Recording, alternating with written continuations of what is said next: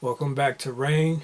For tonight's video, I would like to discuss the many violations that the colonizers committed to the Constitution while they were serving inside the government of the United States of America. For the new people, I would like to start off by reading from my book, Who Are You? Knowing Your Ancestors. I would like to give the new people a little bit of background as far as who we the people are, which are the first three words of the preamble to the Constitution. All right, let's get into it.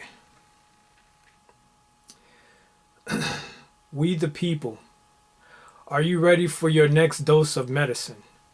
We, talking about us, the Aboriginal peoples, we are responsible for the colonizers having the Constitution for the United States of America. Yes, we are actually we the people. Let me refresh your memory with the preamble. We the people of the United States, in order to form a more perfect union, establish justice, ensure domestic tranquility, provide for the common defense, promote the general welfare, and secure the blessings of liberty to ourselves and our posterity, do ordain and establish this Constitution for the United States of America. Okay, let me just shorten that and get right to the point. Let me reread it, shortened version. We the people of the United States do ordain and establish this Constitution for the United States of America. Okay? So you can see, for the new people, you can see that there's a distinction between the United States and United States of America. All right? United States actually means, in this context, United States actually means the so-called Indian tribes. All right? They were united. You can look up the colonizer term, which was the Iroquois Confederacy. All right, that's just for the new people. Okay, let me continue. If you comprehend trust, you can see that we the people is the trustor / executor. The United States of America is the trustee, and the posterity is the beneficiary. I will refresh your memory that we had a republican form of government, styled Societas Republicae Americanos on this land at the very least hundreds of years before Columbus was born. The colonizers only knew about monarchical government, but in time they learned about the republican form of government from us. They didn't know about a republican form of government over in Europe. They knew about aristocrats and monarchs and those forms of government, but they didn't know about a republican form of government until they came here. They learned it from us. All right? I present to you Congressional Record, 58th Congress, Session 3, Senate Record, January 9th, 1905, page 572.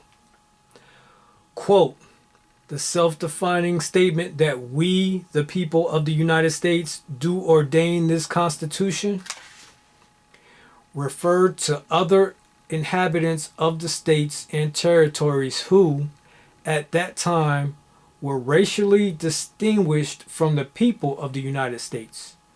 They were the Negro race, who were then held in slavery and were so recognized in terms by the Constitution, and Indian tribes, organized in separate but independent tribal governments, and Indians in the states who were not taxed. End quote.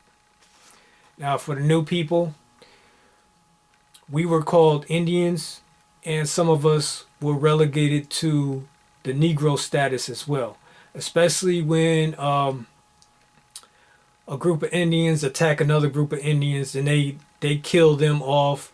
They would take prisoners and they would relegate them to indentured servitude, and they would have the Negro status. That's how that worked. And the colonizers saw that and recognized it and knew that there was a distinction between being a Negro and being a so-called Indian. Indian is their term. It's not our term. We didn't call ourselves Indians. We didn't call ourselves Negroes either. But those are the terms that the Europeans use. So be careful in using those terms. You let them control the narrative when you do that. All right? Let me continue. For those of you that thought we the people referred to the U.S. citizen, you stand corrected. Straight from congressional records, and to add to it, there is case law available that a lot of people don't know exists, which settled the question concerning we the people and the U.S. citizen. Okay, this case law is the people does not include U.S. citizens. And that is Barron, B-A-R-R-O-N, versus Mayor and City Council of Baltimore, 32 U.S. 243. All right? Okay. The colonizers acknowledge the fact that their government comes from us, but as they tend to do, they accompany the truth with lies for their deceptive purposes. Here is a portion of House Joint Resolution 331. With a trained eye, you will be able to see the lies. Oh, a resolution is an opinion. It is not law. So for anybody that's writing affidavits, I said it before in other videos, but if you're writing affidavits, try not to use resolutions, because it's just a matter of opinion. It's not recognized as law. Okay. Resolved by the House of Representatives that the Congress, on the occasion of the 200th anniversary of the signing of the United States Constitution, acknowledges the contribution made by the Iroquois Confederacy and other Indian nations to the formation and development of the United States. The Congress also hereby reaffirms the constitutionally recognized government-to-government relationship with the Indian tribes, which has been the cornerstone of this nation's official Indian policy. The Congress specifically acknowledges and reaffirms the trust responsibility and obligation of the United States government to the Indian tribes. The Congress also acknowledges the need to exercise the utmost good faith in upholding its treaties with the various tribes as the tribes understood them to be. No. Yes, they do acknowledge our contribution to the formation of the corporation, as well as the trust obligation that they have towards us. Now for the lies.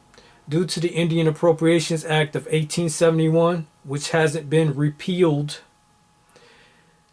which declares Indians as wards of the federal government, there is no government-to-government interaction. Most of the treaties made were extinguished, and the true Aboriginal peoples are labeled as Black and African American. So you see how our people were betrayed. But this video series is about their violations to the Constitution. But I would like to leave off with this part 1, and I'll come back with part 2, and it'll strictly be about violations and comparing it to the Constitution. But this part 1 episode, I had to bring some background information for any new people, and they can always go back and check my Constitution video series. All right, on that note, peace.